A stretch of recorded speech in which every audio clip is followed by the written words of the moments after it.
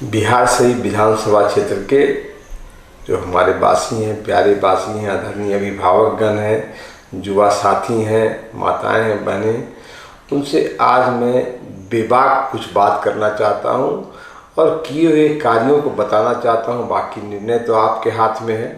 आप लोगों ने बहुत प्यार दिया, बहुत स्नेह दिया, बहुत संगठित समर्थन दिया, जिसके बदौलत मैं 4 बार विधायक रहा। सच पूछिए तो मैं आपका कर्जदार हूँ। जितना भी विकास करूँ वो कर्जा उतर नहीं सकता है, लेकिन चुनाव आ गया है, फिर चुनाव है, इसीलिए मैं आपसे सीधा संवाद करता हूँ। बाकी निर्णय आपके पास। मैं जब पहली बार बिहार शरीफ आया तो बिहार शरीफ में एज ए मेडिकल डॉक्टर बन के आया था और हमने सोसराय में आर्या क्लिनिक नाम से एक क्लिनिक खोला।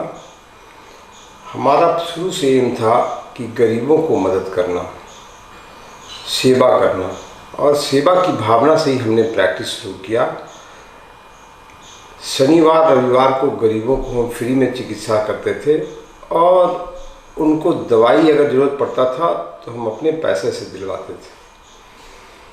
जब लोगों ने इसको देखा तो मुझे उत्साहित किया कि आप बृहद समाज की सेवा करें और मुझे चुनाव लड़ने के लिए आग्रह किया और इसको हमने माना। 2005 में मैं पहली बार विधायक बना और जब मैं चुनाव के क्रम में लोगों को कहा था कि मैं निस्वार्थ सेवा की भावना से चुनाव लड़ रहा हूँ, अगर मैं चुनाव जीता तो मैं आपको कुछ देकर जाऊँगा, आपको कुछ लेकर नहीं जाऊँगा।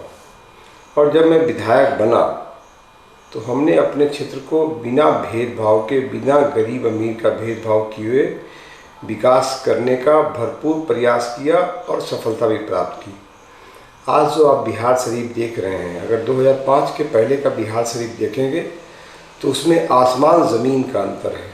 जब मैं पहली बार विधायक बना था तो बिहार शरीफ का कोई रोड, प्रमुख रोड जिसको कहते हैं बोरबन्ना से लेकर कारगिल चौक तक, या हॉस्पिटल चौक से बड़ी पहाड़ी होते हुए NH 31 तक, या भरौर पर से पुल पर होते हुए खंदकपुर तक, या भरौर पर से बाजार समिति तक, या आप ले लें इतवारी चौक से नए सराय होते हुए खंदकपुर तक, कोई रोड अच्छा नहीं था।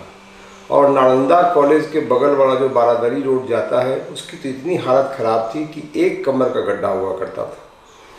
जब मैं विधायक बना था तो उस समय नगर परिषद हुआ करता था, उसके अंदर में 62 रोड थे, 62 के 62 चलने लायक नहीं थे। धीरे धीरे सबको अनुशंसा करके सभी को हमने बनाया। बढ़ती हुई आबादी को देखते हुए हमने बिहार शरीफ में नए नए रोडों का अनुशंसा करना शुरू किया।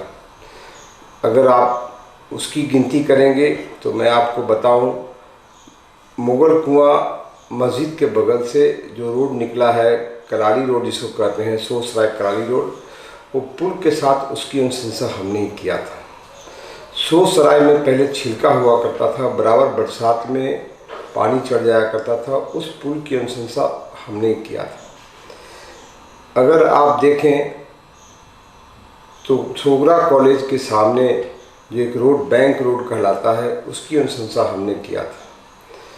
अगर आप देखें अलीनगर झींगनगर के लोगों को जाम के कारण निकलने में असुविधा होती थी, उनको हमने तुंगी हॉल से NH 31 तक रोड हमने ही दिया था, उसकी अनुशंसा हमने ही की थी।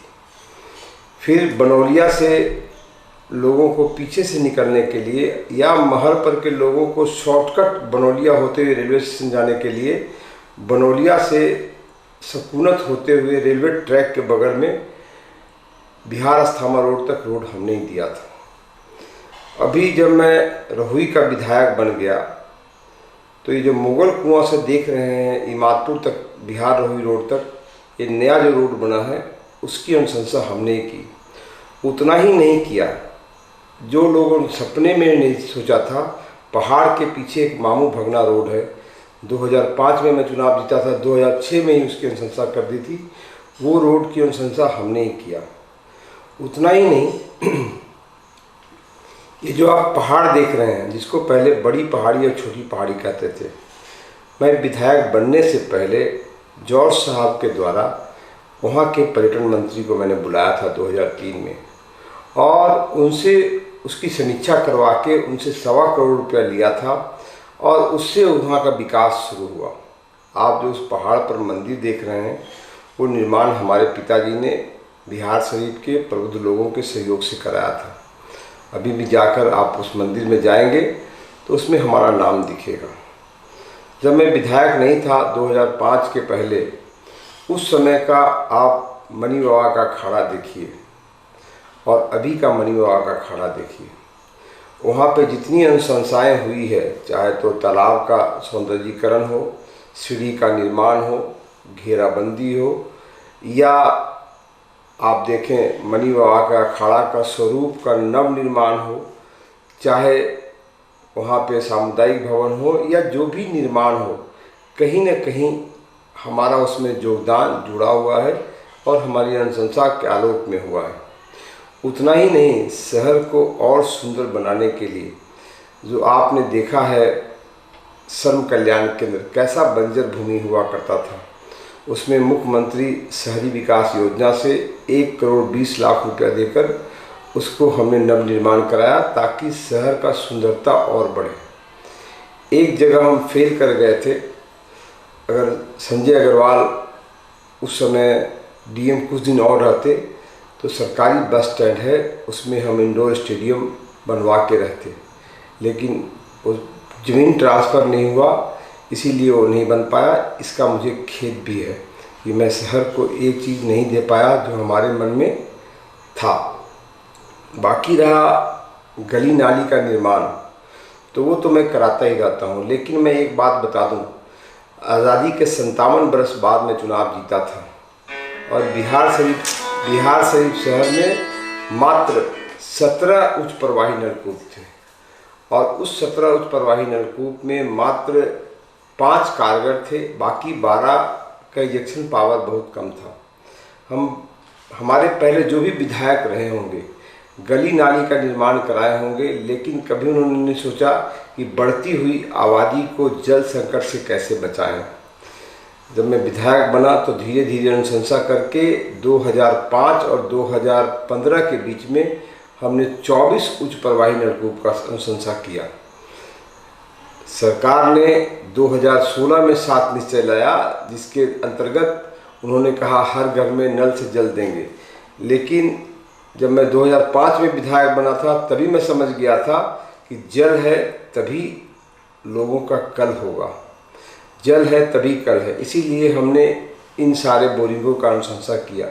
उतना ही नहीं, अगर आप बिहार शरीफ को देखें और उसकी चौहद्दी को देखें तो अलीनगर, झींगनगर, मीरगंज से सोडी तक जाएं या इधर देवी सराय से इमादपुर तक जाएं तो कोई ऐसा गली, कोई ऐसा मोहल्ला नहीं मिलेगा जहाँ पर हमारी अनुशंसा नहीं है उनके गलियों के निर्माण का या उस क्षेत्र में हमारा कोई काम किया हो नहीं। बिना भेदभाव के काम हमने किया। जब 2010 में मैं रहुई का विधायक बना तो और मैं घूमने लगा तो मुझे बहुत दुख हुआ कि इस भौतिक युग में इतना अविकसित प्रखंड हमने कभी नहीं देखा था। पूरे रहुई में सिर्फ 3 ही कालीकरण रोड थे, बिहार शरीफ से रहुई होते हुए निजाई तक, एक रहुई से खिरौना होते हुए धमौली तक और टूटा फूटा रोड एक रहुई से बरांदी होते हुए पुन्हा तक था। पहली बैठक हमने बरांदी में किया था और बरांदी का रोड इतना टूटा हुआ था, इतना ख़राब था कि सबसे पहले अनुशंसा हमने उसका किया था। और 4 ऐसे गांव मुझे मिले थे जहाँ पर कि मुझे मोटरसाइकिल से जाना पड़ा था। सुसंदी था, सोनसिकरा था, शाहपुर था, चंदौरा था। इन चारों गांव का रोड का अनुशंसा हम चुनाव जीतते ही किए थे। बलिया भी एक ऐसा जगह था जहाँ मैं गया तो हम महिलाओं ने हमको अपने बच्चों को दिखा के बोला कि क्या हमारे बच्चे चप्पल पहनने लायक नहीं है क्या। ये बात हमारे दिमाग में घर कर गया और हमने बलिया बिघा का भी रोड पहली दफ़ा ही अनुशंसा कर दिया था। इस तरह हमने रहुई प्रखंड के विभिन्न गांव के रोडों का अनुशंसा किया। रहुई प्रखंड करीब 120 गांव का प्रखंड है और कहीं पक्की सड़क नहीं थी, कालीकरण किया हुआ रोड नहीं था। 2000 धीरे धीरे अनुशंसा करके हमने काफ़ी रोडों को बनाया। 2015 में जब हमने चुनाव जीता तो फिर हमने समीक्षा किया कि कितने रोड रह गए हैं, कितने गांव रह गए हैं जो अभी मुख्य सड़क से नहीं जुड़े हैं। तो 36 गांव रह गए थे। उन 36 गाँव का बिना भेदभाव का हमने सरकार को अनुशंसा किया। उसमें से 14 गाँव का शिलान्यास माननीय मुख्यमंत्री जी ने 19 फरवरी 2019 को जब वो शिलान्यास करने आए थे डेंटल कॉलेज का भागनबिगा, तब उन्होंने कर दिया। और बाकी 24 रोडों का शिलान्यास उन्होंने वीडियो कॉन्फ्रेंसिंग के द्वारा पटना से किया। तो इस तरह रोही प्रखंड के भी सभी गांवों को मुख्य सड़क से जोड़ने का हमने मार्ग प्रशस्त किया। उतना ही नहीं, रोही प्रखंड के गांव में इतना विकास से वंचित था लोग कि कभी पहले किसी प्रकरण से उन लोग का विकास नहीं हुआ था। ऐसे ऐसे गांव भी मुझे मिले जिसमें आज़ादी के बाद कभी कोई ईंटें नहीं लगाए गए थे। ये ऐसे गांव मैक्सिमम थे। हमने सारे गांव में अभी अपनी अनुशंसा की और आप जाकर देखेंगे, अगर रोही का भी चौहद्दी देखें तो बेला से लेके पेशौर तक और इधर मूसेपुर से लेके आप रोही के अंतिम छोर तक जाएंगे तो आप देखेंगे कि कोई ऐसा गांव नहीं मिलेगा जहां पर कि हमारे नाम का बोर्ड नहीं लगा हुआ है। हमने सभी गांवों के रोडों का अनुशंसा किया, गलियों का अनुशंसा किया और ख़ासकर गरीबों के संबंध में कहना चाहता हूँ। जो गरीबों के मन में निराशा था कि चुनाव के दौर में विधायक या प्रत्याशी आते हैं और आके हमारा वोट मांगते हैं और किसी एन प्रकार वोट प्राप्त कर लेते हैं, उसके बाद 5 साल दर्शन नहीं देते हैं। तो उन सारे मुद्दों को हमने ध्यान में रखकर उनके मन में आशा की किरण जगाई और उनके घर तक हमने विकास की किरण पहुंचाई। और अभी जो गरीबों के मन में आस है, उनको लगता है कि एक सहारा मुझे मिल गया है। इसी की बदौलत मैं बड़े सम्मान से बोलता हूँ और बड़े लोगों का इतना साथ है कि चुनाव के पहले, चुनाव से मुझे डर नहीं लगता है। मैं जानता हूँ कि किसी भी परिस्थिति में वहाँ के गरीब लोग मुझे चुनाव जिता देंगे। कई लोग मुझसे पूछते रहते हैं कि आप मेडिकल डॉक्टर थे, कैसे पॉलिटिक्स में आ गए। मैं आपको बताना चाहता हूँ कि मैं प्रख्यात चिकित्सक डॉक्टर एस.एन. आर्या के साथ 4 साल काम किया। 4 साल हमने रात उनके साथ गुजारे। मैं शाम में 7 बजे आता था और सुबह 3 बजे आता था। और मैंने प्रैक्टिस भी शुरू किया तो यहाँ पे आर्या क्लिनिक उन्हीं के नाम से शुरू किया और उन्होंने ही हमारे क्लिनिक का उद्घाटन किया था। और मैं उस समय पहला बार बीपीएससी एग्ज़ाम हुआ था, उसमें मैं 10th पोजीशन लाया था पूरे बिहार राज्य में। और बिहार सरकार ने उस समय ऊपर से 16 डॉक्टरों को होम डिपार्टमेंट में ले लिया था और मुझे मेडिकल अफसर ऑफ पुलिस नवादा बनाया गया था। जब मैं नौकरी कर रहा था तो हमने भ्रष्टाचार को बड़ा नज़दीक से देखा और भ्रष्टाचार से मुझे बहुत घृणा थी, इसीलिए हमने नौकरी से रिजाइन कर दिया। और इधर में लोग, बिहार शरीफ शहर के लोग मुझे उत्साहित कर ही रहे थे चुनाव लड़ने के लिए, तो मैं चुनाव लड़ा। इसीलिए अभी तक 15 साल के कार्यकाल में अपने दामन में मैंने एक दाग लगने नहीं दिया।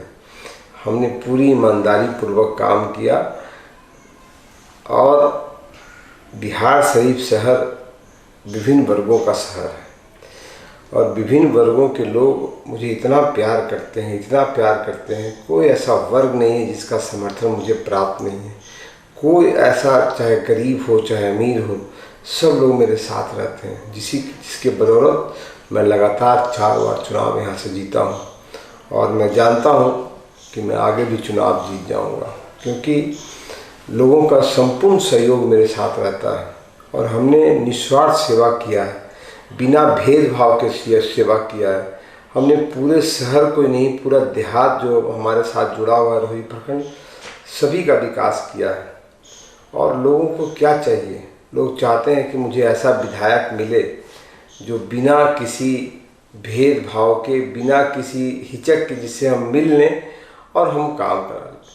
और रही बात चुनाव की और विरोधियों की, तो मैं बात बता दूं कि आप कितना भी काम करेंगे, भगवान श्री राम के ऊपर भी लोगों ने आरोप लगाया था, माता सीता के ऊपर भी आरोप लगाया था। जब काम करेंगे तो लोग आरोप लगाएंगे ही।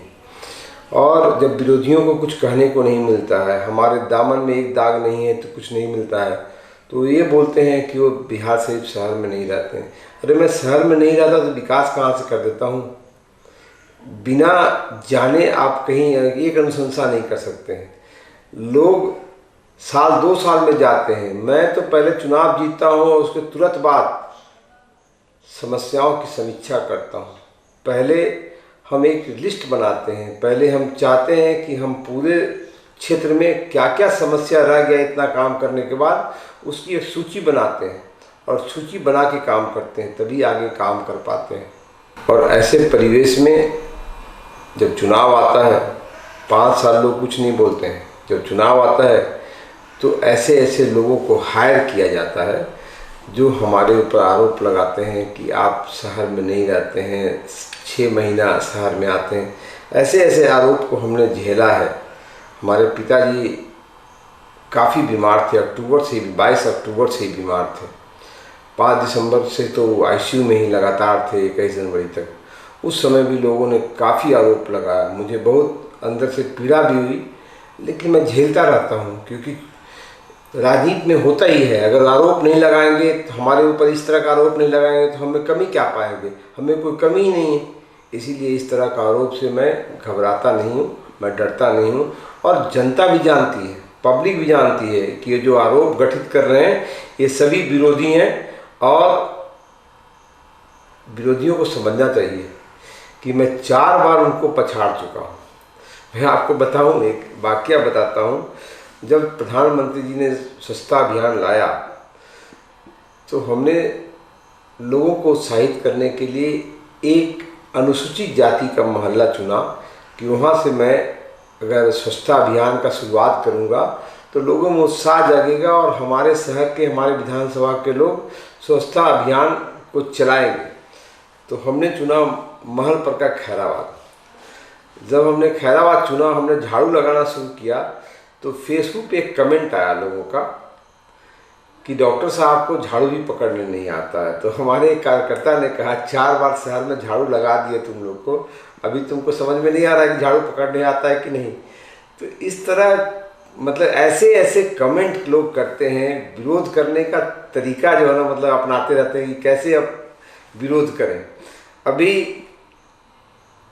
1-2 बार मैंने फेसबुक पर देखा, 2-4 लड़के बोलते हैं कि आप तो 4.5 साल बॉम्बे में रहते हैं और 6 महीना यहाँ रहते हैं। अरे मैं बॉम्बे में रहता हूँ तो काम कैसे करता हूँ? जब मैं 2003 के पहले कभी कभी बॉम्बे जाता था और बच्चे पढ़ते थे, तब तो तुमने आरोप लगाया नहीं। जब से राजनीति में आया हूँ तो मैं बॉम्बे जाता ही नहीं हूँ और अब तुम आरोप लगा रहे हो। तो इस तरह लोग करते रहते हैं। अभी हमने फेसबुक पे एक पोस्ट किया है, 2015 नवंबर में चुनाव जीता मैंने, 8 नवंबर को रिजल्ट हुआ और जनवरी से ही हमने घूमना शुरू कर दिया क्षेत्रों में। और क्षेत्र में अलग अलग जगह पे चौपाल लगाया। चौपाल लगाकर उनकी समस्याओं को मैंने लिखा, सूचीबद्ध किया और सूचीबद्ध करके उनकी समस्याओं का निदान करने का पूरे 5-7 प्रयास किए। दूसरा, जब भी मुझे लगता है कि अभी क्षेत्र के लोगों में ये समस्या है तो मैं उनके पास जाता हूँ और लगता है कहीं छूट रहा है तो उनके पास जाके पूछता हूँ कि और मैं क्या आपके लिए कर सकता हूँ। तो इस तरह आप मेरे क्षेत्र में अगर जाएंगे तो आपको लगेगा कि जितना हमने विकास किया है, जितना लोगों में हमारे प्रति विश्वास है, मुझे लगता है ऐसा पहले कभी बिहार शरीफ क्षेत्र में किसी विधायक के प्रति इतना विश्वास लोगों का नहीं हुआ था। इसीलिए मैं चुनाव से कतई नहीं डरता, विरोधियों से कतई नहीं डरता। कई हमारे विरोधी हैं जो चुनावी विरोधी हैं, वो आरोप लगाते रहते हैं कि डॉक्टर साहब से मैं मिलूं कैसे। हम बिहार के पहले विधायक हैं जिन्होंने चुनाव जीतते ही एक सोशल वर्क करने के लिए, एक सामाजिक कार्य करने के लिए एक बारहमासिया ऑफिस खोला, जहां पर हमारे प्रतिनिधि प्रोफेसर महेंद्र बाबू बैठे रहते हैं। सुबह 10:30 से लेकर शाम तक बैठे रहते हैं। ऐसा ऑफिस आप किसी विधायक का नहीं देख सकते, जो लोगों की समस्याओं को ले लेते हैं, जितना निवारण हो पाता है उनसे वो कर लेते हैं, और शाम 6 बजे के बाद जो लगता है कि हमसे निवारण नहीं हो पाएगा वो हमसे बात कर लेते हैं। और शनिवार रविवार को लगातार मैं अपने उस कार्यालय में रहता हूँ, लोगों से मिलता रहता हूँ, और जब ज़रूरत पड़ता है क्षेत्र में जाने का तो उस समय क्षेत्र में भी जाता हूँ।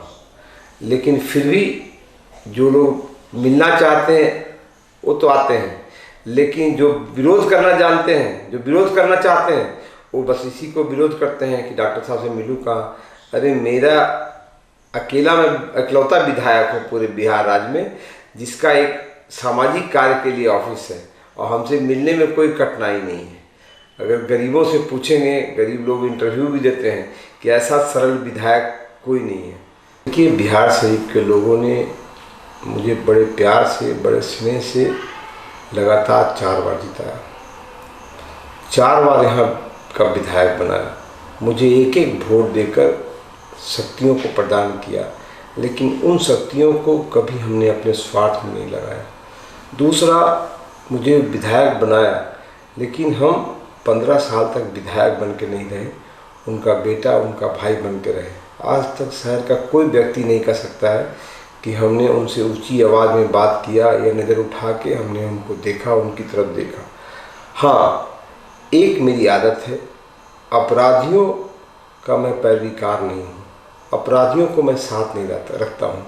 ऐसे लोग जो लंबे लंबे कुर्ता पहनकर पान के दुकान पे, चाय के दुकान पर अपराधी प्रवृत्ति के लोग होते हैं, उनको लगता है कि डॉक्टर सुनील हमको पूछते नहीं।